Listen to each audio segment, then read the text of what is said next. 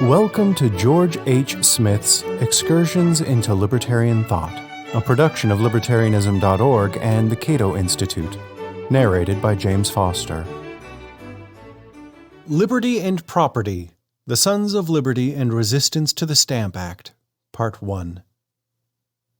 The Stamp Act, which sailed through Parliament and received the King's approval on March 22, 1765, was essentially a tax on paper goods.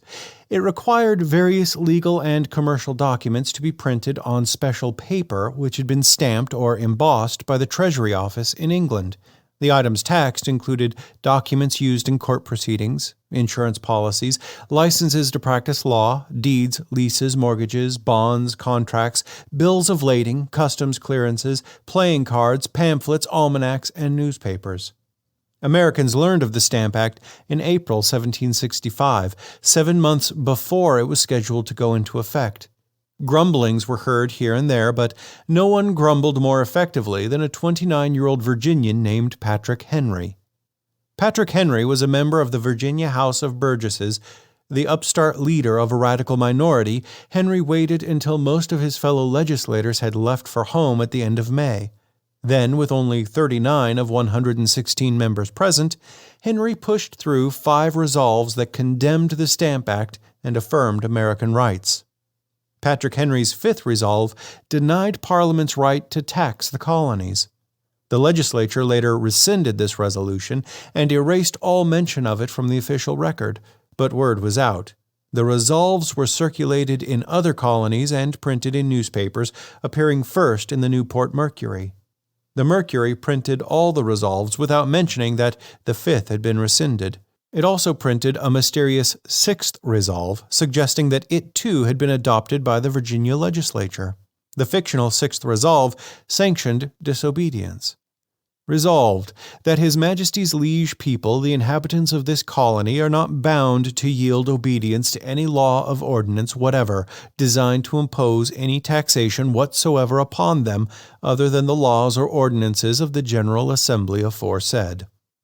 Confusion intensified when the Maryland Gazette published its version of the Virginia resolves. It added a 7th resolution to the growing list. Resolved, that any person who shall, by speaking or writing, assert or maintain that any person or persons other than the General Assembly of this colony, with such consent as aforesaid, have any right or authority to lay or impose any tax whatever on the inhabitants thereof, shall be deemed an enemy to this His Majesty's colony.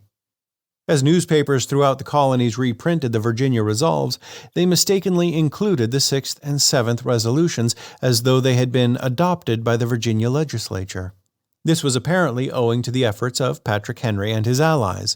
When the conservative editor of the Virginia Gazette had refused to print even the authentic resolves, this left no reliable account from which other newspapers could draw.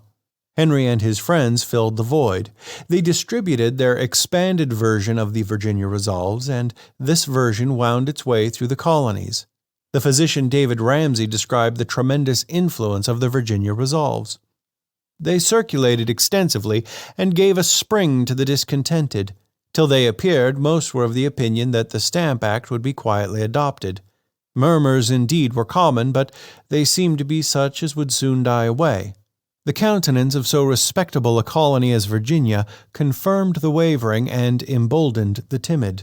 Opposition to the Stamp Act from that period assumed a bolder face. The fire of liberty blazed forth from the press. The flames spread from breast to breast till the conflagration became general. The Stamp Act was hard on printers of newspapers, pamphlets, and almanacs. In addition to imposing a tax on newspapers themselves, it imposed heavy taxes on advertisements. Moreover, newspapers printed in any language other than English had to pay double the normal rate. This was a veritable decree of bankruptcy for German printers in Philadelphia. Threatened with economic distress, many printers rallied in opposition to the Stamp Act, as David Ramsay remarked. Printers, when uninfluenced by government, have generally arranged themselves on the side of liberty, nor are they less remarkable for attention to the profits of their profession. A stamp duty, which openly invaded the first and threatened the last, provoked their united and zealous opposition. Among the colonial newspapers protesting the Stamp Act, one stood out, the Boston Gazette, printed by Benjamin Eddies and John Gill. Governor Bernard of Massachusetts assailed the Gazette as the most factious paper in America, and he called a major contributor, James Otis, perhaps as wicked a man as lives. As we have seen, many Americans erroneously believed that Virginia had called for resistance against the Stamp Act.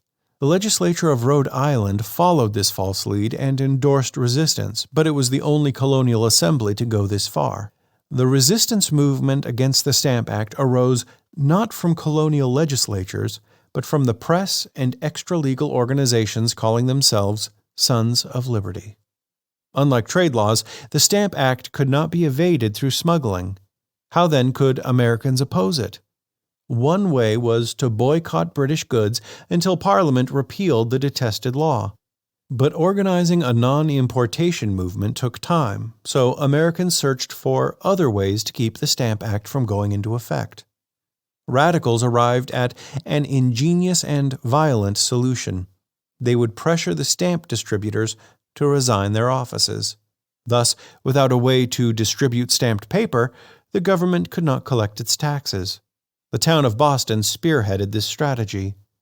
When Bostonians awoke on August 14, 1765, they found an effigy dressed in rags hanging from a huge elm tree at the intersection of Essex and Orange Streets. The effigy represented Andrew Oliver, the stamp distributor and brother-in-law of Massachusetts Lieutenant Governor Thomas Hutchinson. This effigy, Governor Bernard reported, could not be removed. Some of the neighbors offered to take it down, but they were given to know that would not be permitted.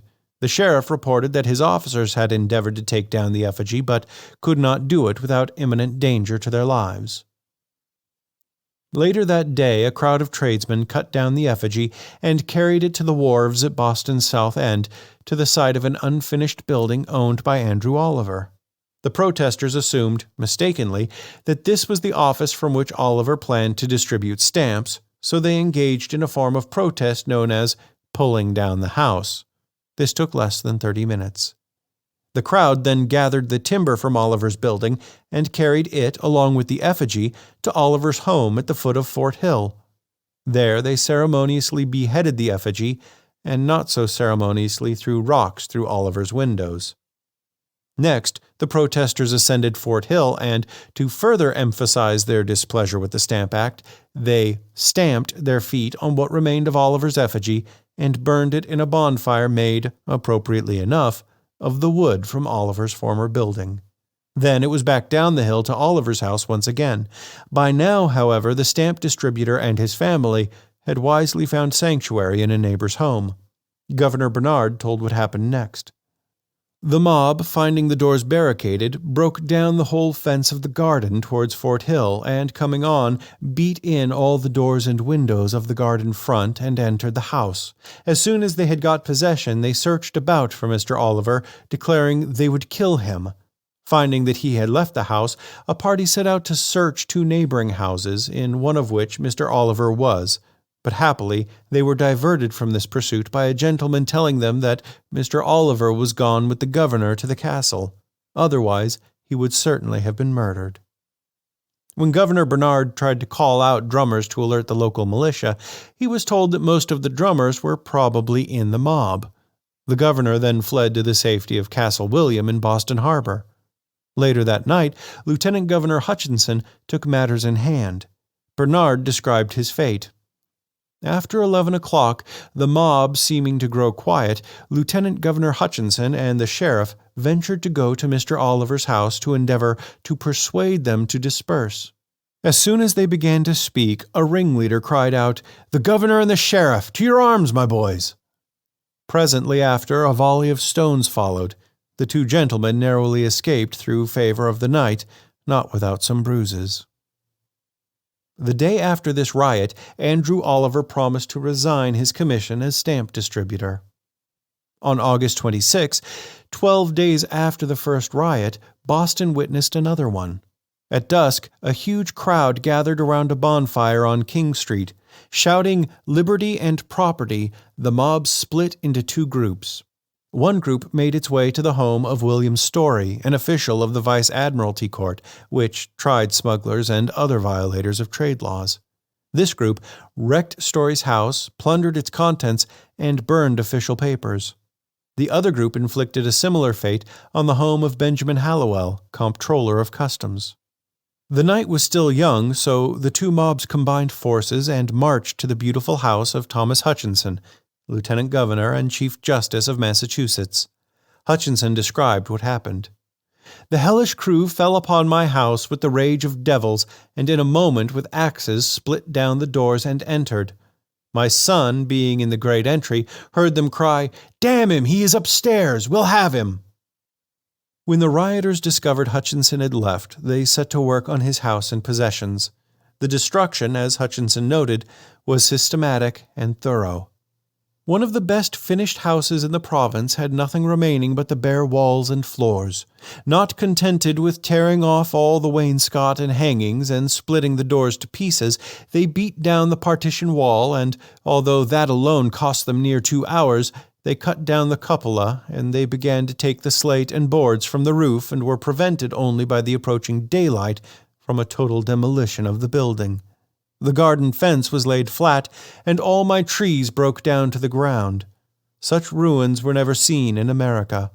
Besides my plate and family pictures, household furniture of every kind, my own, my children, and servants' apparel, they carried off about 900 sterling in money and emptied the house of everything whatsoever except a part of the kitchen furniture, not leaving a single book or paper in it, and have scattered or destroyed all the manuscripts and other papers I had been collecting for 30 years together, besides a great number of public papers in my custody."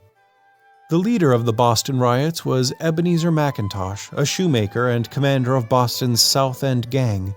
When McIntosh was arrested, some leading merchants informed the sheriff that should additional violence occur, no one would try to stop it.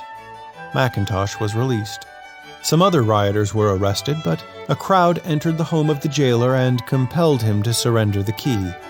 No one was ever punished for participating in the Boston riots. Thank you for listening to Excursions. To learn more about libertarian philosophy and history, visit www.libertarianism.org.